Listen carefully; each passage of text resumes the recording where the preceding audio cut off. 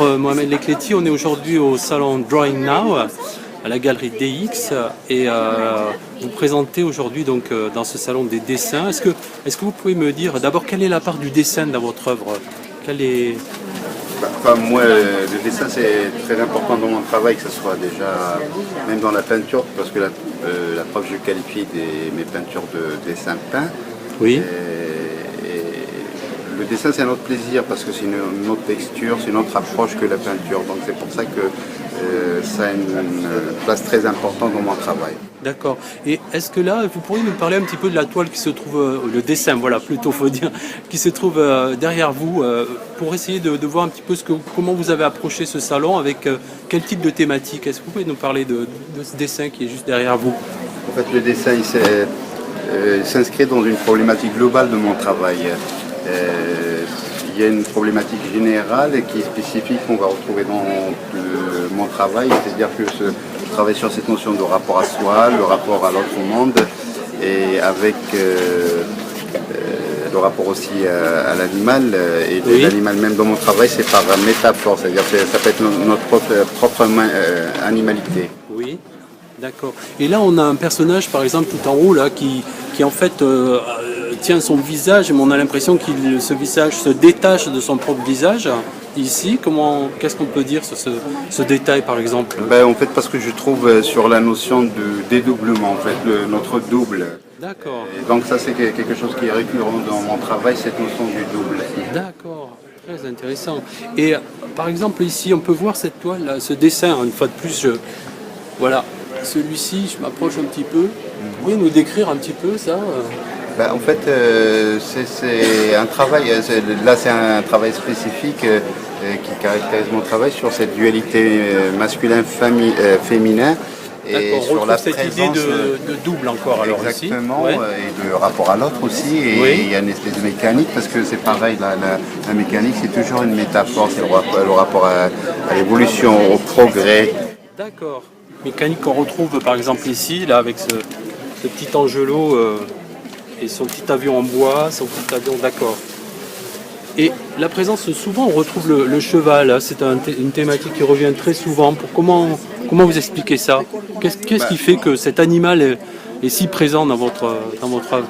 Pour plusieurs raisons, parce qu'en fait je me réfère beaucoup à la mythologie, et donc le cheval il est très présent dans la mythologie. D'autre part, en fait c'est un travail beaucoup d'énergie, et le cheval il a ce côté imprévisible, fort, donc c'est ce côté spontané, et donc c'est ce qui est très bien dans cette dynamique-là.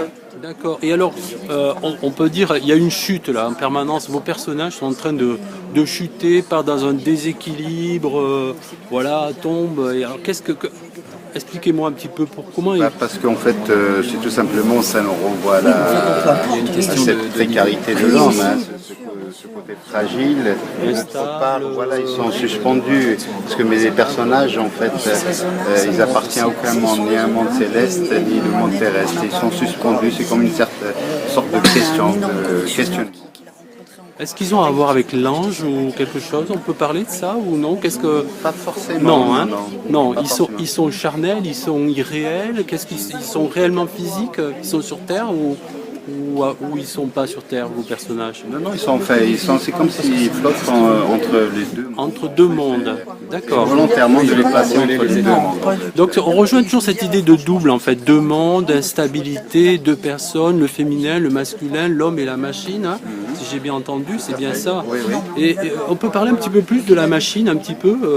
La machine, en fait, elle est souvent source de déséquilibre, on voit. Elle entraîne le déséquilibre. Tout à fait, c'est le rapport, parce que déjà l'homme lui-même c'est une sorte de mécanique complexe, donc c'est encore une fois un métaphore. Et d'autre part, en fait, la présence de machine, c'est notre rapport, c'est toujours dans cette notion de rapport, le rapport au progrès, à la mécanique, donc, qui signifiait toujours par ces machines. Et est-ce que ce rapport, ce progrès justement là, il a l'air d'être source de déséquilibre, ce progrès, ou c'est ça que vous voulez traduire, le fait que la progression entraîne un déséquilibre, ou c'est un peu ça ou... Non, justement, c'est parce qu'on est... C'est le mouvement plutôt. La mutation, elle est toujours en évolution, c'est une sorte de machine qui ne s'arrête jamais, quoi. C'est une sorte de mécanique, et le rapport de nos jours aussi qui a changé, hein. aux choses, ne serait-ce par exemple la présence de fils ou fils électriques, c'est-à-dire qu'aujourd'hui nous ne relations pas au monde et ou à l'autre de la même manière que l'ancienne génération, que nos parents, c'est-à-dire que ça passe par des médiums actuels comme Internet et autres outils de communication. D'accord. Et que effectivement, là, on est plus on présente ici plus, vous présentez plus des machines, on va dire, avec une mécanique très physique, hein, oui, des poulies, des objets animés par presque, on va dire, purement mécanique. Hein. Il n'y a pas vraiment de moteur. Enfin, il faut les mettre en mouvement. En fait, c'est des machines utopiques. C'est juste par métaphore. En fait. D'accord. Très bien. Pas forcément fonctionnel. Bon, mais Mohamed Nakliti, merci. Donc, Galerie DX au salon Drawing Now à Paris. Merci.